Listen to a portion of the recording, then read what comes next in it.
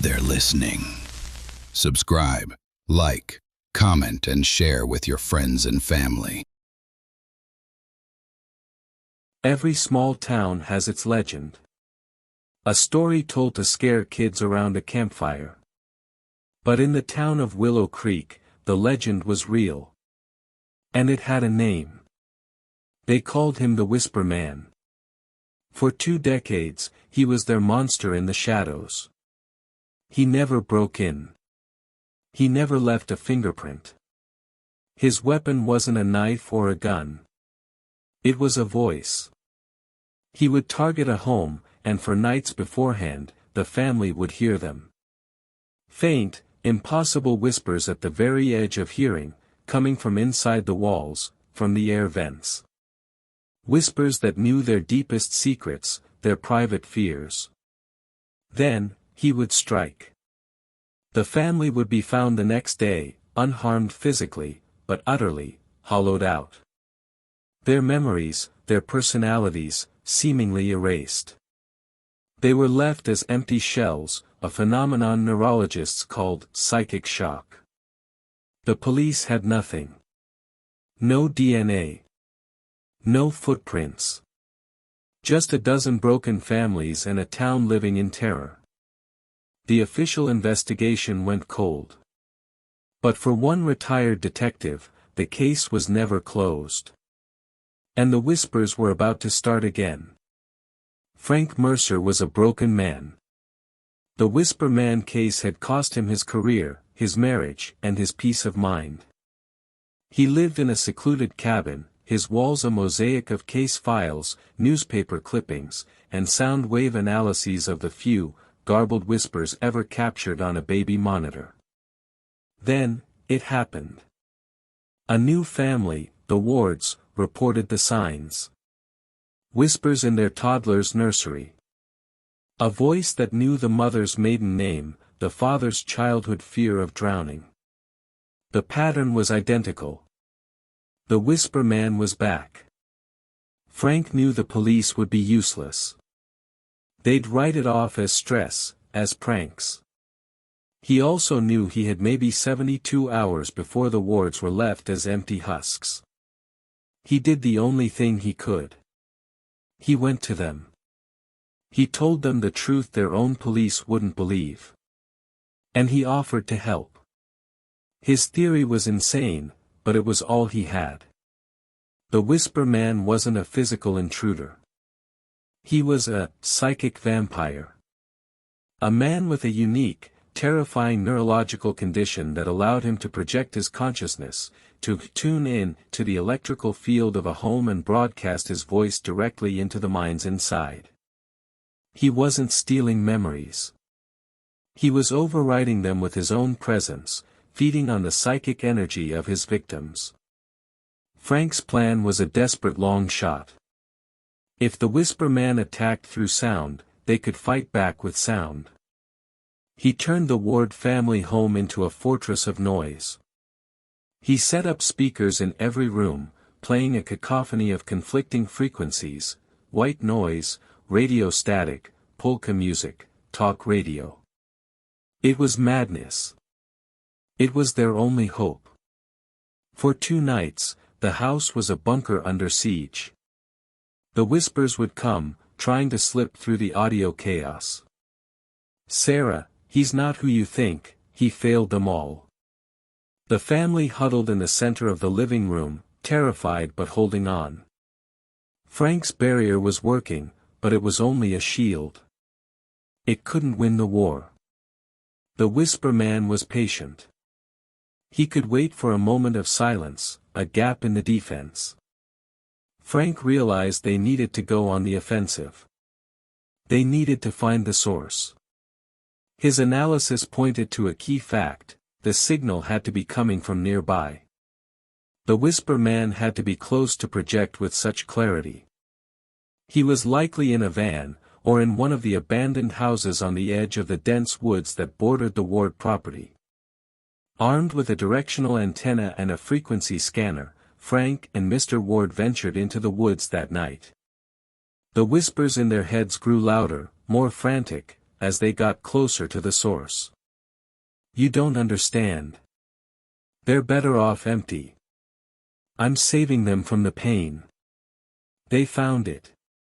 An old, rusted utility van, hidden in a thicket. Inside, surrounded by a complex array of homemade broadcasting equipment, was a man. He was gaunt, pale, and hooked up to 4 bags. He wasn't a monster. He was sick. Dying. And he was utterly, terrifyingly lonely. His name was Elias Finch. He was a former audio engineer who had developed a rare form of brain cancer after working with experimental sonic technology. The tumor had given him his ability, but it was killing him. He wasn't stealing memories out of malice. He was trying to escape his own dying mind, to find a new home in the empty spaces of others. He was a parasite, but he was also a victim. Frank didn't attack him. He looked at the dying, terrified man and saw the true horror of the case. He spoke to him, not as a cop to a monster, but as one broken man to another. "It's over, Elias. You're not alone anymore. But this ends now." He didn't smash the equipment. He simply pulled the plug. The complex machine powered down with a dying hum. In their minds, the whispers ceased, replaced by a profound, ringing silence. Elias Finch was taken to a secure medical facility. He died 3 weeks later, taking the secrets of his condition with him. The Ward family was safe, their minds and memories intact. The town of Willow Creek could finally sleep without fear. Frank Mercer hadn't caught a monster. He had diagnosed a disease. He had shown that the true face of evil is often not a snarling beast, but a terrified, lonely human being using a terrible power to try and cure their own pain. The case was closed. But the question remains, was Elias Finch a one-of-a-kind anomaly? Or was he patient zero? So the next time you're home alone and you hear a strange noise, a creak on the stair, a whisper in the pipes, what is it? The house settling? Or is it something else? Something, tuning in. What is the strange signal your own home is picking up? Tell me in the comments below. And make sure you're subscribed. Because our next investigation is even more chilling. We're delving into the case of the Smiling Faces. A series of family portraits where, years after they were taken, new, smiling figure begins to appear in the background of the photo, a figure that was never there before. The case of the photobomber. What happens when the picture changes? After the nightmare of the Whisper Man, the town of Willow Creek tried to heal. People started sleeping with their windows open again. The sound of children playing didn't feel like a potential target. But a new kind of terror was developing, one that was slower, more insidious, and far more personal. It didn't attack through sound. It attacked through memory itself. It began with the Alvarez family. They were looking through old digital photos on their computer, reminiscing about a birthday party from 5 years prior. Their daughter, Mia, pointed at the screen. "Who's that happy man?" she asked. In the background of a picture of her blowing out candles, stood a man none of them recognized. He was slightly out of focus, but his smile was wide, unmistakable, and he was staring directly at the camera. At Mia. They checked the original file. The metadata was unchanged. The man was there, in a photo they had looked at 100 times. He just hadn't been there before. Then it happened to the Millers. A new figure appeared in their wedding photo, standing at the back of the church. Then the Davisons. A smiling woman in a sun hat now sat on a park bench in the background of their vacation album. There was no pattern to the victims. No connection. The only common thread was the figure itself. Always smiling. Always in the background. And always looking directly at the subject of the photo. The police called it a hoax, a mass digital hallucination. But for the families, the horror was real. Their most cherished memories, their proof of a happy past, were being invaded. And the thing doing the invading was always smiling. Frank Mercer, the retired detective who had solved the Whisper Man case, saw the news reports. The official dismissal felt all too familiar. He started his own investigation, reaching out to the affected families. He discovered the phenomenon wasn't new. It was ancient. In his cabin, he pored over historical archives, old town records, and even daguerreotypes from the 1800s. In a photo of the town's founding family, there he was. A faint, blurry figure in the background of the portrait, wearing period-appropriate clothing, smiling that same, placid smile. This wasn't a digital glitch. This was something else. A presence that had been inserting itself into visual records for over a century. It wasn't attacking random families. It was attracted to moments of pure, unadulterated joy. The birth of a child. A wedding. A family reunion. It was a parasite of happiness, a ghost that fed on positive emotional energy and left its mark like a signature. Frank's theory was even more unsettling than the Whisper Man. He believed the smiling figures were not a single entity, but a phenomenon, a non-conscious, psychic echo that manifested in moments of high emotional resonance. It was a spiritual photobomber, drawn to the light of human joy like a moth to a flame, and its presence in the photo slowly drained the authenticity from the memory, leaving the families with a hollow, unsettling feeling when they looked back. Frank needed to catch it in the act. To do that, he needed to create the perfect moment of happiness. He enlisted the help of a young, skeptical photographer named Chloe. Her studio would be the trap. They staged a photo shoot. A family, friends of Frank's who were fully briefed on the risk, would celebrate a fake anniversary. There would be cake, laughter, music. The entire studio was rigged with every kind of camera, digital, film, Polaroid, even a vintage daguerreotype camera on loan from a museum. Every source of data would be monitored and cross-referenced in real time. The event was a surreal parody of a party. Forced laughter echoed in the studio. But slowly, the genuine warmth of the family began to break through the tension. They started to truly enjoy themselves. And that's when the monitors flickered. On the live feed from the digital camera, a figure appeared. It stood in the far corner of the studio, behind a potted plant. A man in a nondescript gray suit. Smiling. Every camera in the room fired at once. The team scrambled. The photo was on the digital screen. The man was there. But on the instantly developed Polaroid? The corner was empty. On the film negative? Blank space. The entity was real, but it only existed on digital data streams. It was a digital ghost, a glitch in the matrix of reality that could only manifest where information was stored as code. It wasn't altering the past, it was altering the record of the past. They had their proof. But how do you fight an idea? How do you arrest a ghost in the machine? Frank realized they couldn't fight it with force. They had to fight it with its own rules. If it lived in digital information, that's where it had to be destroyed. Chloe, the photographer, had an idea. It was a long shot. She took the original digital file of the photo. Instead of deleting it, she opened it in a photo editing program. She didn't try to erase the smiling man. She edited him.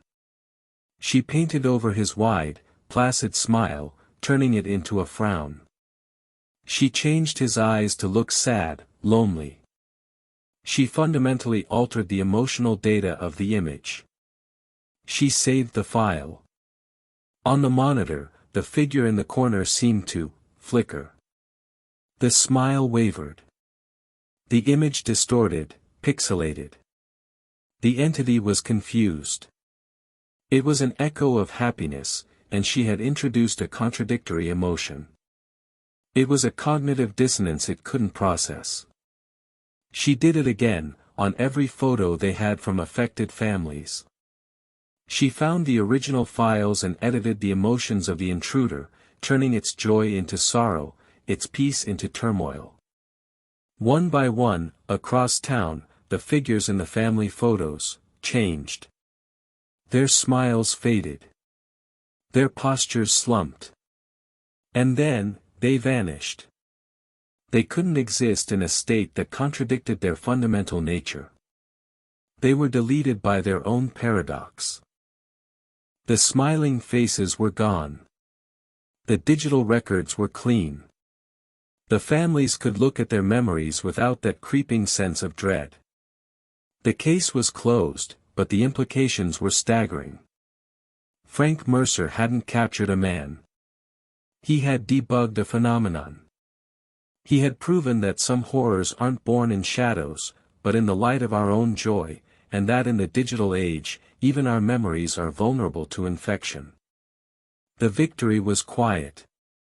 There was no arrest to celebrate, only a strange, silent correction in the town's collective digital history. But the question remains, did they delete the entity? Or did they just teach it to hide better? To find a new emotion to mimic? So the next time you look at an old photo, pay close attention to the background. Is that just a stranger on the street? Or is it something else, something that's learned to stop smiling? Something waiting for you to feel true joy again, so it can feed? What is hiding in the background of your happiest memory? Tell me in the comments below. Because our next case is the most personal one yet. We're investigating the echo in the blood. A genetic test kit that reveals more than your ancestry, it reveals the memories of your ancestors. The trauma, the fears, the secrets. And once you know them, they start to become your own. The case of the hereditary haunting. How do you fight an enemy that's in your DNA?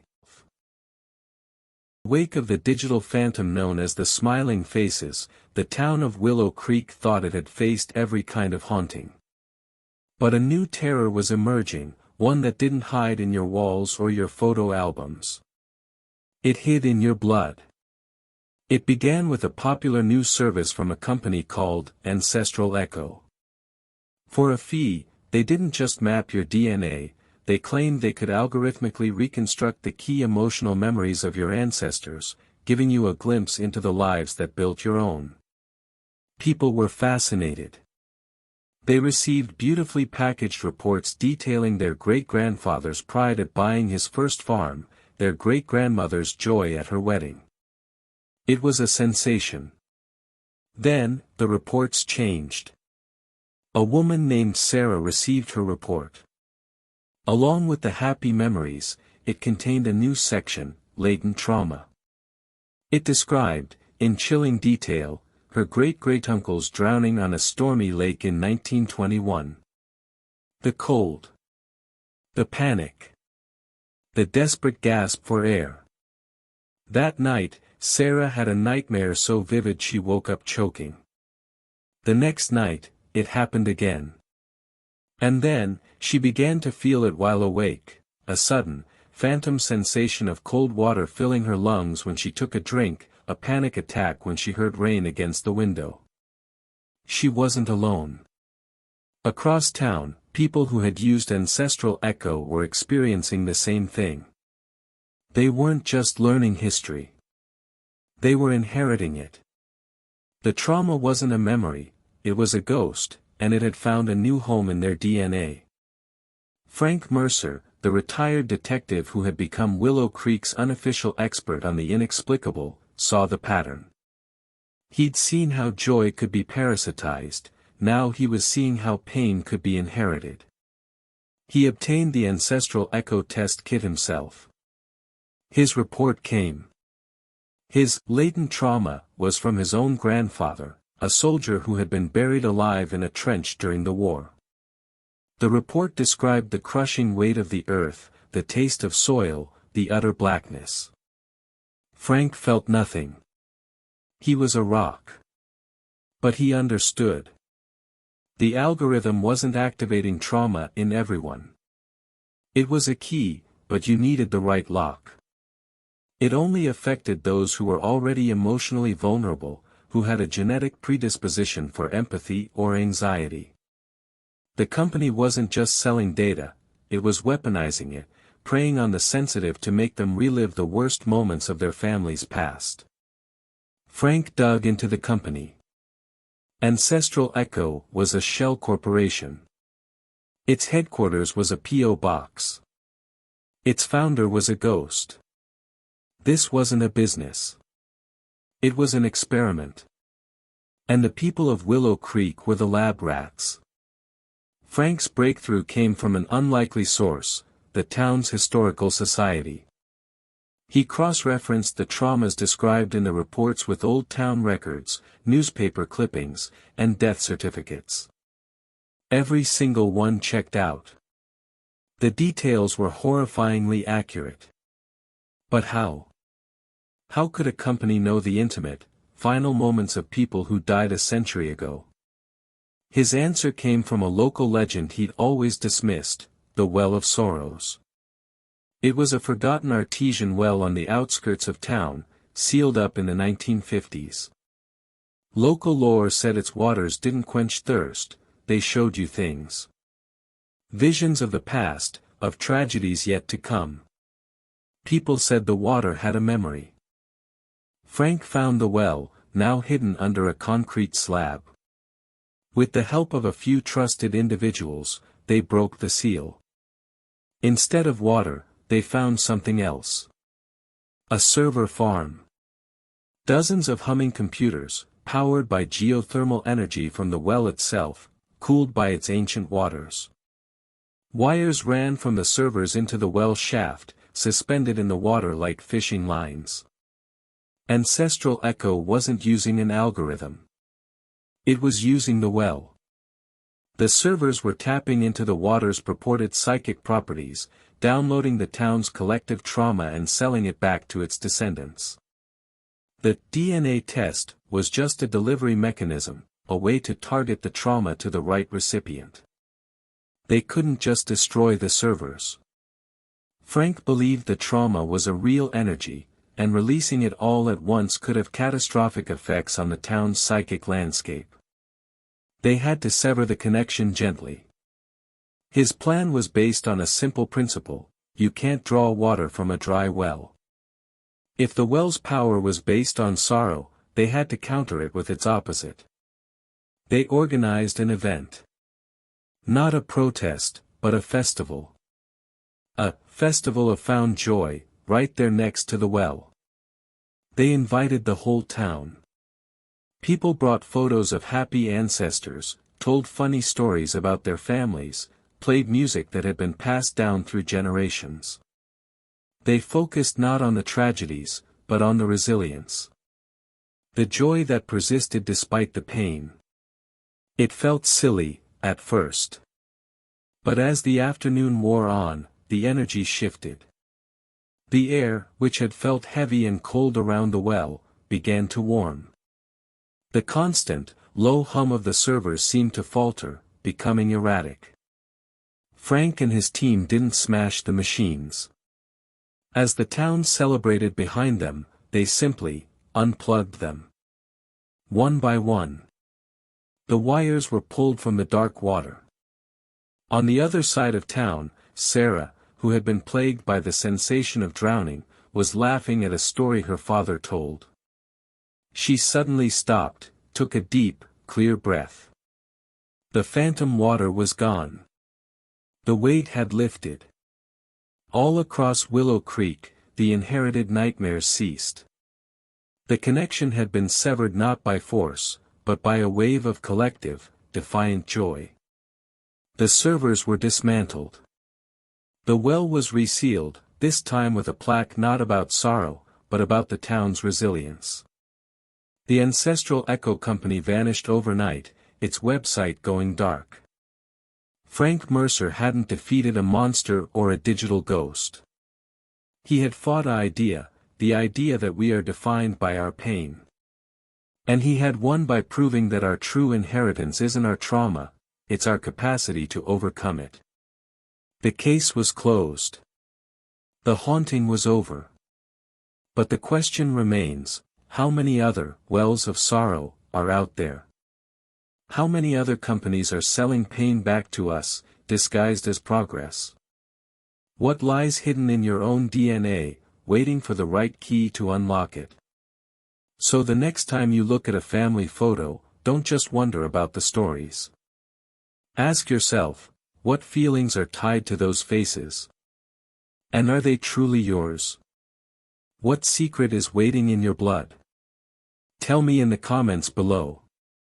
Because our next investigation takes us out of Willow Creek for the first time. We're looking into the radio silence. A small-town radio station that suddenly, inexplicably, began broadcasting 24 hours of absolute, dead air. But the listeners aren't hearing nothing. They're hearing the things they never said. The apologies, the confessions, the I love yous, they were too afraid to speak. The case of the silent frequency. What happens when the airwaves are filled with everyone's secrets? After the horrors of inherited trauma and digital phantoms, the town of Willow Creek craved silence. But a new kind of silence was coming. One that spoke louder than any scream. It began at the local radio station, WKCR. Without warning, without explanation, it stopped broadcasting its usual mix of classic rock and local news. Instead, it began transmitting 24 hours of dead air. Just the faint, empty hiss of an open microphone. At first, people thought it was a technical glitch. Then, the calls started flooding the sheriff's office. The listeners, they weren't hearing nothing. They were hearing things. Impossible things. A woman heard the voice of her late husband, whispering the apology he never got to give her before his heart gave out. A teenager heard his best friend confess to a secret crush he'd taken to the grave in a car accident. A lonely old man heard the laughter of the children he never had. The silent frequency wasn't silent at all. It was a channel for the unspoken. The words trapped in people's throats, the confessions locked in their hearts. And now, someone or something was broadcasting them to the entire town. Chaos erupted. Relationships shattered under the weight of aired secrets. A mayor resigned after the frequency broadcast his private doubts about the town. A marriage ended when a wife heard her husband's unvoiced regrets. The town was being torn apart not by a monster, but by its own collective conscience. Frank Mercer, the retired detective who had become the guardian of Willow Creek's strange truths, saw the pattern. This wasn't an attack from the outside. This was a self-inflicted wound. The town had been through too much, the whisper man, the smiling faces, the hereditary haunting. The collective psychic weight of its trauma had become too heavy. The silent frequency was a pressure valve, a town-wide psychic breakdown made audible. But why now? And why through the radio? Frank's investigation led him to the radio station's new owner, a reclusive, eccentric tech billionaire named Alistair Croft. Croft had bought WKCR 6 months prior, promising to innovate the audio experience. He had fired the old staff and brought in his own engineers, who had immediately begun installing strange, proprietary equipment that looked nothing like standard radio gear. Frank knew he'd found the source. But was Croft a predator? Or was he, like the others, just a man who had tapped into something he didn't understand? Frank confronted Alastair Croft at the station. He expected a villain. Instead, he found a grieving, desperate man. Croft's wife had died a year ago. On her deathbed, he'd been too overcome to say goodbye. The words had stuck in his throat. The guilt had been eating him alive. He hadn't bought the station to harm anyone. He was a genius audio engineer, and he'd theorized that intense human emotion left a permanent, faint echo on the local electromagnetic field. His equipment, the empathy antenna, was designed to tune into those echoes. He was searching for his wife's lost, "I love you," in the static. He never meant to go live. But his machine had worked too well. It hadn't just found his wife's echo, it had tapped into the entire town's reservoir of unspoken words, amplifying them and broadcasting them back out. He wasn't a malicious hacker, he was a heartbroken man who had accidentally bugged the soul of an entire town. The silent frequency was a mirror, and Willow Creek was finally hearing its own reflection. They couldn't just shut it off. The energy was already released, the secrets already aired. Turning off the transmitter would just bottle the chaos back up, creating a psychic time bomb. The only way to stop the broadcast was to drain the source. Frank went on the air. He didn't use the empathy antenna. He used the old, familiar microphone of the WKCR news desk. He spoke to his town not as a detective, but as a neighbor. He confessed his own unspoken words, his guilt over cases he couldn't solve, his fear of failing the town, his loneliness in his secluded cabin. He didn't ask for forgiveness. He just asked for honesty. And then, he opened the lines. One by one, people called in. Not to accuse or defend, but to speak the words they'd been holding back. A son apologized to his father. A friend finally complimented another. A woman finally said the name of the sibling she'd lost, aloud, on the radio. They weren't talking to each other. They were talking to themselves. They were giving their unspoken words a voice, releasing the pressure that the empathy antenna had been feeding on. With every confession, every "I love you," every tearful apology, the signal from the silent frequency grew weaker. The whispers in the static faded. The town was healing itself, not by forgetting its secrets, but by finally giving them a voice. The silent frequency went truly silent. Alastair Croft dismantled his machine, donating the station back to the town. He stayed in Willow Creek, not as a billionaire, but as a volunteer, helping to rebuild the community he'd accidentally shattered. Frank Mercer hadn't defeated a monster or destroyed a machine. He had given a town its voice back. He had proven that a secret only has power when it's kept, and that the truth, however painful, is the only thing that can truly set you free. The case was closed. The airwaves were clear. But the question remains, where do those emotional echoes really go? If they can be captured and broadcast, can they also be recorded? Saved? Weaponized? So the next time you hesitate to speak, to tell someone how you really feel, ask yourself. What are you adding to the silence? And who might be listening? What words are you holding in your throat right now? Tell me in the comments below. Because our next investigation is the most personal one yet. We're looking into the final draft. A vintage typewriter that has begun writing itself, completing the unfinished novels of authors who have passed away. But the stories aren't ending the way the authors planned. They're ending with the truth. In the quiet aftermath of the silent frequency, Willow Creek sought solace in stories. But some stories refused to remain untold. This one began in the attic of the old public library, during a renovation.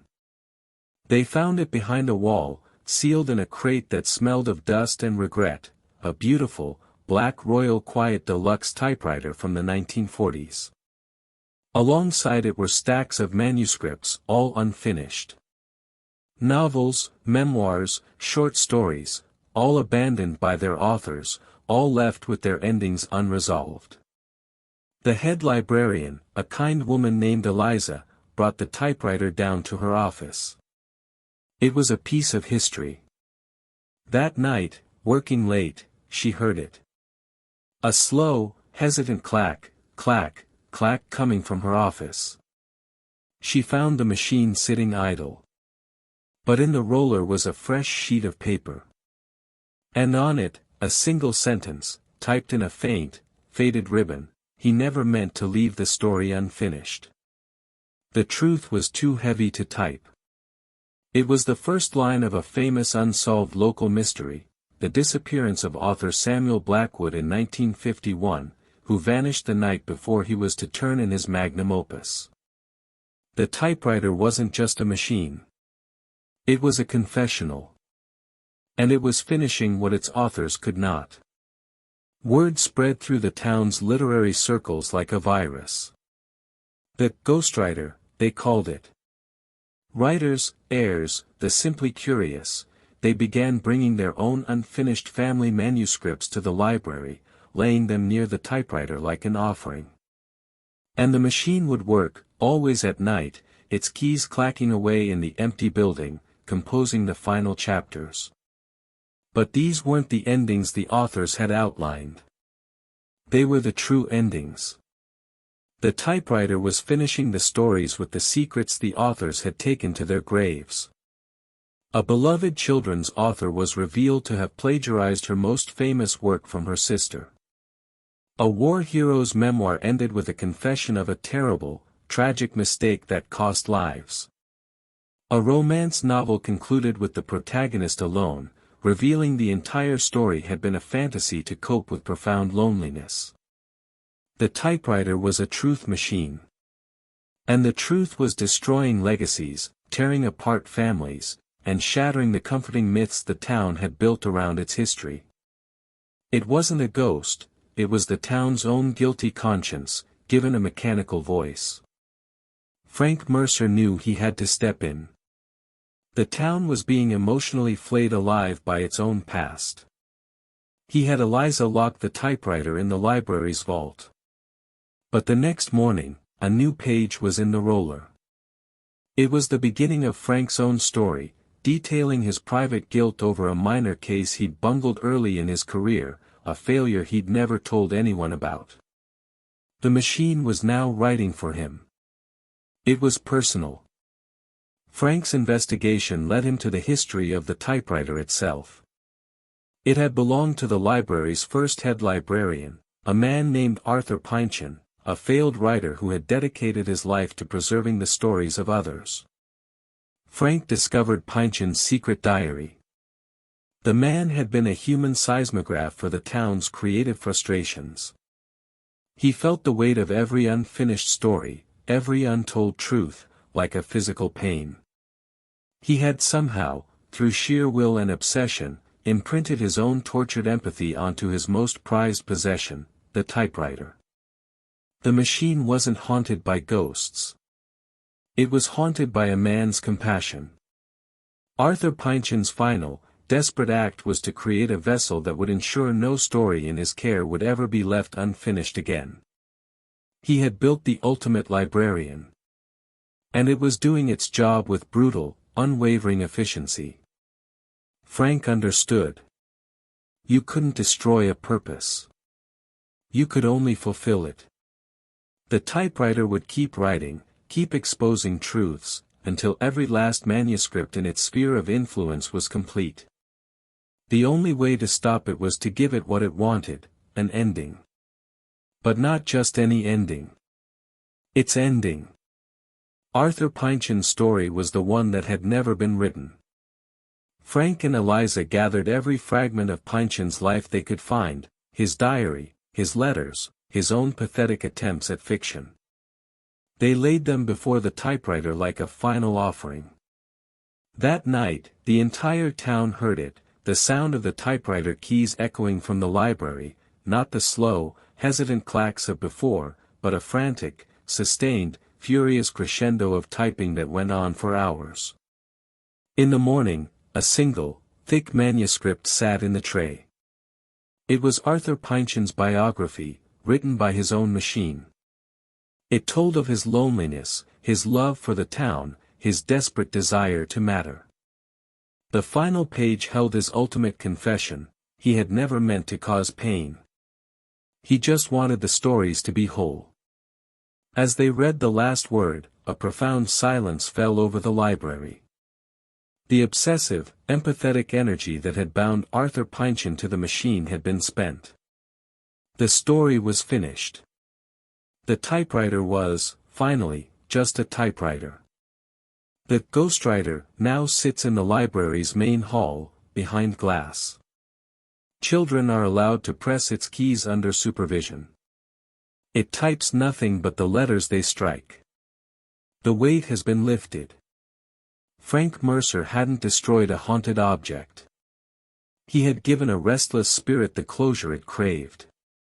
He had proven that every story, no matter how painful, deserves an ending. And that sometimes, the most heroic thing we can do is to finally close the book. The case was closed.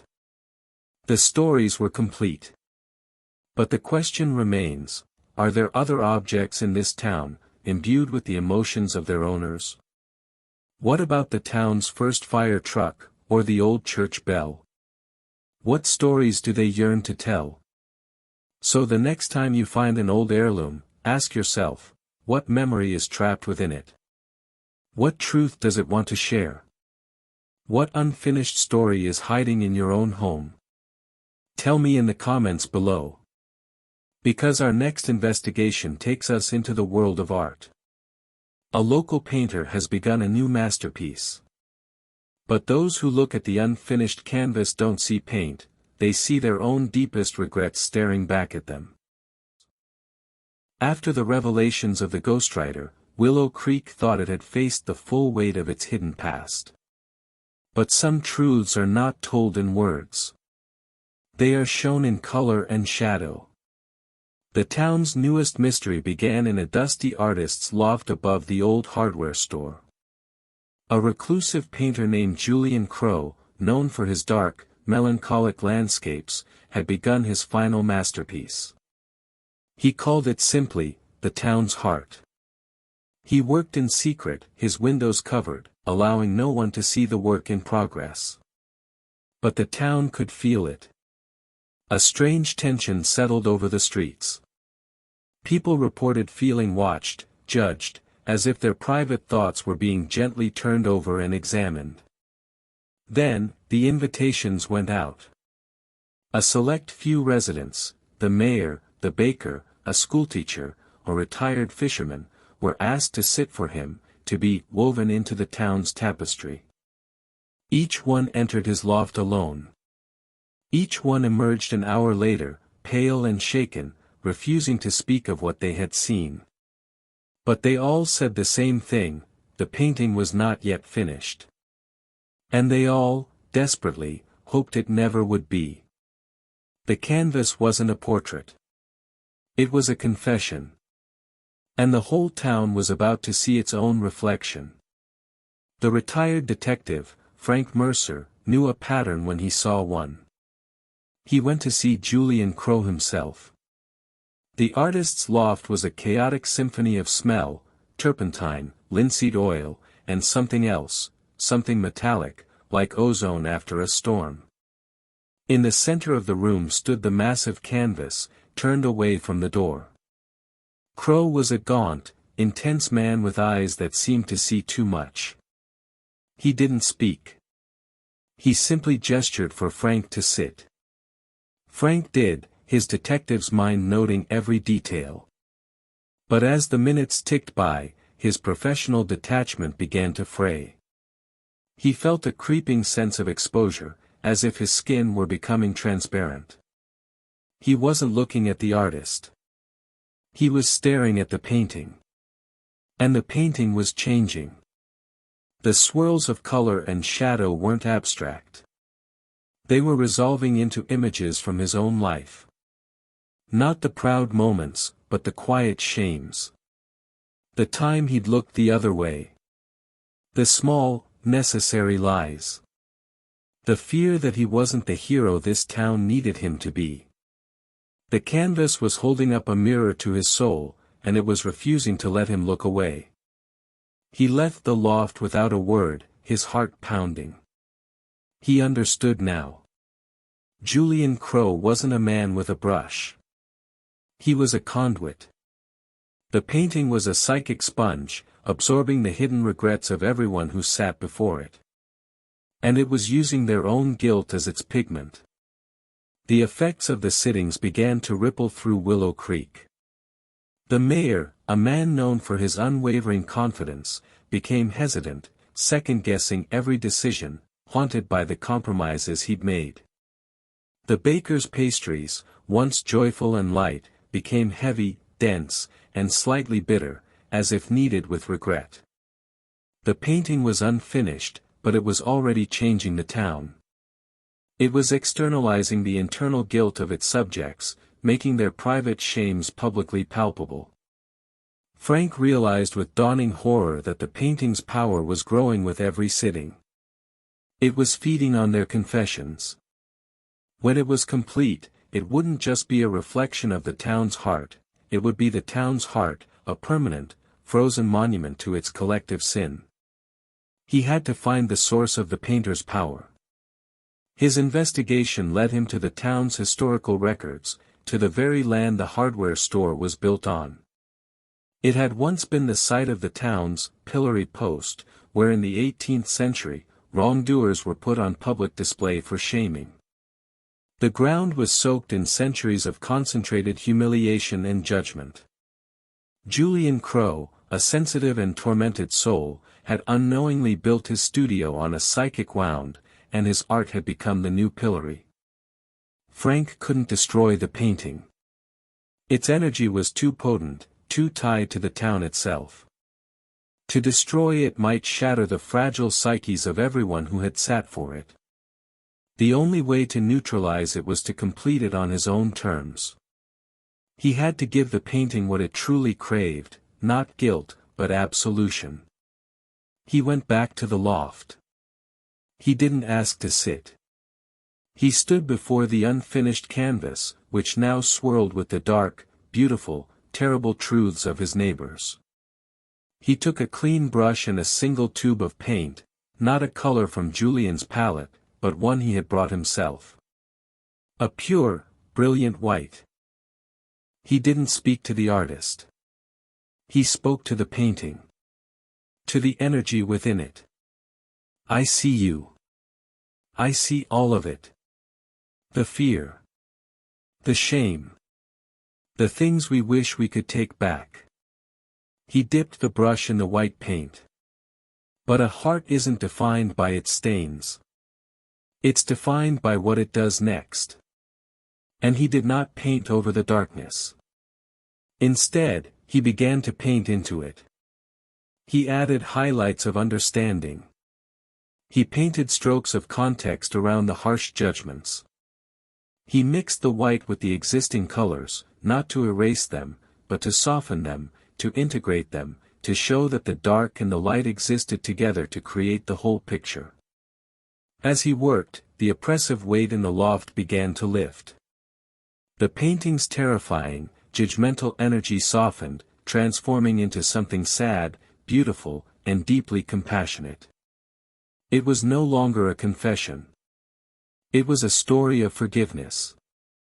The finished painting, the town's heart, now hangs in the lobby of the town hall. People don't avoid it, they seek it out. They see their own flaws in it, but they also see the flaws of their neighbors, and they understand. It has become a strange, silent therapy session for the entire town. Julian Crow stopped painting. He said his masterpiece was complete. Frank Mercer had once again solved a case not by arrest or destruction, but by understanding. He had proven that the truth doesn't set you free, it's what you do with the truth that does. The case was closed. The canvas was silent. But the question remains, what other art holds power in this town? What about the statue in the town square, or the hymns sung in the church? What emotions have been baked into them over the decades? So the next time you look at a piece of art, ask yourself, what is it really made of? Paint and stone? Or hope and fear? What masterpiece is hiding in your town's past? Tell me in the comments below. And make sure you're subscribed.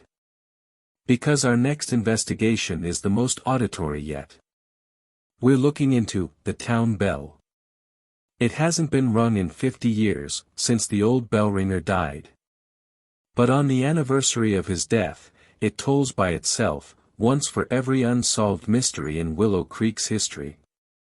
The case of the tolling truth. What happens when the final bell rings? Until then, good night. And don't be afraid of the dark. Be afraid of what it shows you.